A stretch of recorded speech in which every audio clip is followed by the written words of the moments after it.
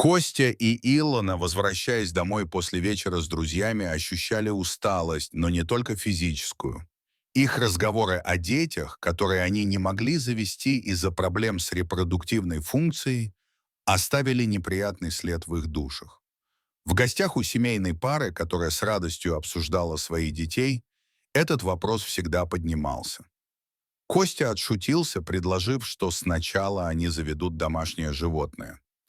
Но шутка оказалась пророческой. Они шли медленно, мимо подъезда, когда услышали поскуливание из мусорных баков.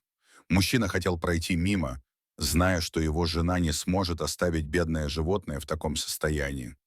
Илона и раньше была очень чувствительной, и сегодня она была особенно настроена на помощь. Через пару минут Костя и Илона, забыв про свою усталость, пытались поймать маленькую собаку, которая явно была брошена и напугана. Собака, несмотря на свою хрупкость и страх, оказалась не так уж и легко поймать. Но в конце концов, после того, как они заманили пса едой, собака, затихнув, приняла помощь.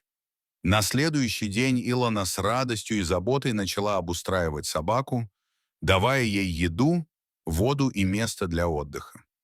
Илона и Костя, обнявшись, понимали, что приняли важное решение, и, несмотря на усталость, они были счастливы, что смогли помочь. Внезапно их спокойствие нарушил шум в квартире. Оказавшись в зале, они обнаружили, что собака сбежала. Дверь была открыта, и собака исчезла, оставив супругов в замешательстве. Однако через несколько минут собака вернулась, принося что-то в зубах. Когда Илона увидела пакет, из которого раздавался детский плач, ее сердце сжалось от ужаса и удивления. В пакете лежал новорожденный ребенок, окруженный засохшей кровью, похоже, выброшенный кем-то после рождения. Илона в панике попыталась помочь, а собака, видимо, переживала за малыша и следила за каждым их движением. Супруги быстро вызвали скорую помощь и полицию. Малыш был в безопасности, а собака, как оказалось, действительно спасала ребенка. После того, как полиция забрала ребенка и начала расследование, Костя и Илона осознали, что жизнь их кардинально изменилась. В тот момент они поняли, что даже в самых тяжелых обстоятельствах может быть шанс на счастье. История с ребенком, выброшенным в мусор, оказалась сложной и болезненной.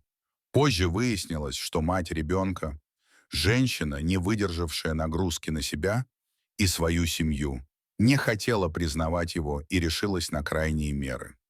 Костя и Илона не могли поверить, что кто-то может поступить так жестоко, но для них это стало стимулом действовать. Они решили, что усыновят ребенка, даже если это потребует борьбы и времени. Как бы ни было трудно, они пошли в детский дом и начали все необходимые шаги, чтобы оформить опеку. Ребенок стал для них настоящим подарком судьбы. Илона, каждый день проводившая время с малышом, видела, как тот становится ее частью. Собака, которая спасла ребенка, также осталась с ними.